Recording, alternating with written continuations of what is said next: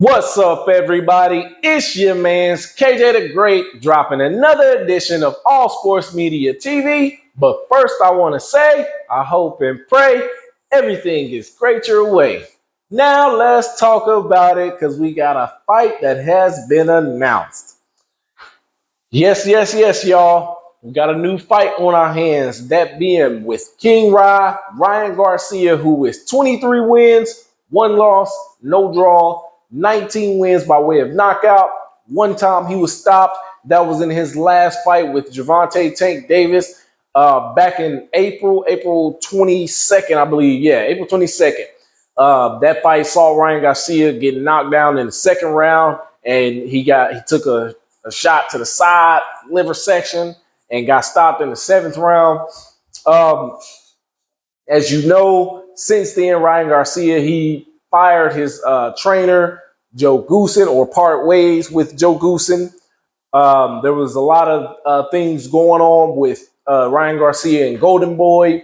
Lawsuit this, lawsuit that, all those type of things that was going on. Seems that they have gotten that stuff worked out, at least for the time being, I'll say.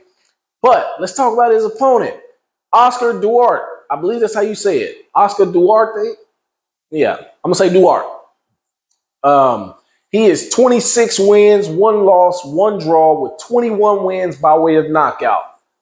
Pretty big puncher, I'll say. And 21 knockouts, 28 fights. Yeah, I'd say he's a pretty good fighter. He is currently on an 11 KO streak. So, yeah, he's coming in and he's hunting. He's hunting for the KO. And you already know what he's going to be aiming for. Now, this fight is set for December 2nd. Originally, Oscar De La Hoya said in the interview that this fight would be set somewhere around November 18th, around that 16th to 18th, around that time frame. But it looks like they have moved the date to December 2nd, maybe just to give these guys enough time to have full training camps and everything, no excuses, none of that. And it'll be at the Alamo Dome in San Antonio, Texas. Big time crowd, big time fight with Ryan Garcia. This will be his first fight under the reigning 2-time trainer of the year, Derrick James. Now, I know a lot of you guys have been listening to everything that's been going on with Derrick James and his 2 premier fighters taking L's in their last fight. The first one being Earl the Truth Spence Jr., the former 3-belt welterweight champion. He lost to Terrence Bud Crawford, who is now the undisputed welterweight world champion. In that fight, Earl Spence, he took a beating. He won the first round. I gave him that one. He got knocked down in the second round. He came out and he started really well in the third round, but then halfway through and on through the rest of the fight, Terrence Crawford just put on a masterclass performance, knocking him down twice in the 7th round and ended up stopping him in the 9th round.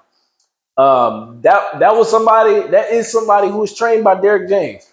Now, recently this past weekend, we saw Jermell Charlo step up 2 weight divisions to take on Saul Canelo Alvarez, undisputed versus undisputed, but for the undisputed super middleweight crown. Now, in that fight, from bell to bell, it seemed like Jermell Charlo just was not wanting to let his hands go, wasn't not trying to be the bigger fighter, wasn't trying to assert himself in any way possible. He didn't commit to his jab. When he did let his hands go, he would stop and just immediately back up. He was dropped in the 7th round. But after that, he got back up. He stood up, but it just seemed like he was just in survival mode. He had a really good round in the 5th round, but he just seemed like he was surviving. A lot of people saying, well, did he just show up to collect a check? Because this isn't the Jermell Charlo that we've seen in his past 2 fights with Brian Castano. He had moments in those fights where he was just looking really, really dominant.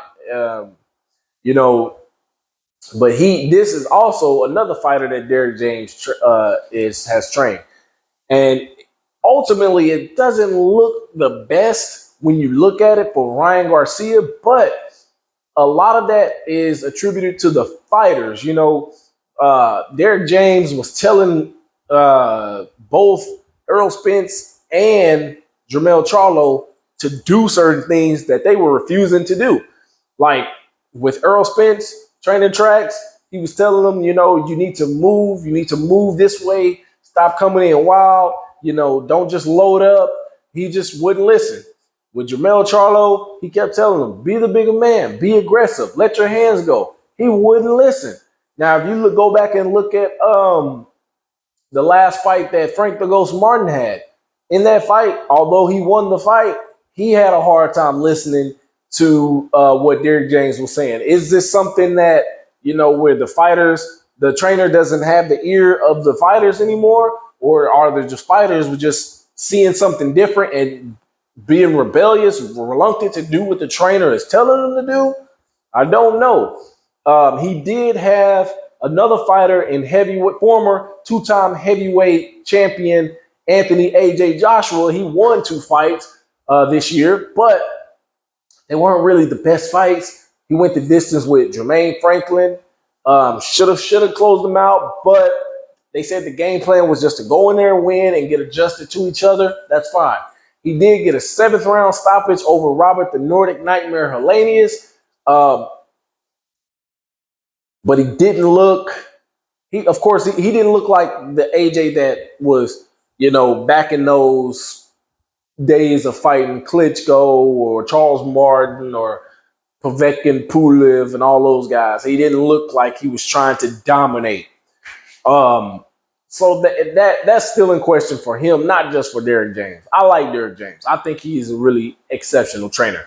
And we will find out if he has the fighter's ear when when Ryan Garcia steps into the ring December 2nd for the first time with Derrick James as his trainer. But that's all I got for you guys. Make sure you hit the like button, drop a comment in the comment section. Let me know what you guys think. Follow me on Instagram at All Sports Media TV. Follow me on my other Instagram at KJTheGreat09. Thank you guys for tuning in. I appreciate you guys. We are getting near 400 subscribers. Keep us going, baby. We going up. Woo! Peace.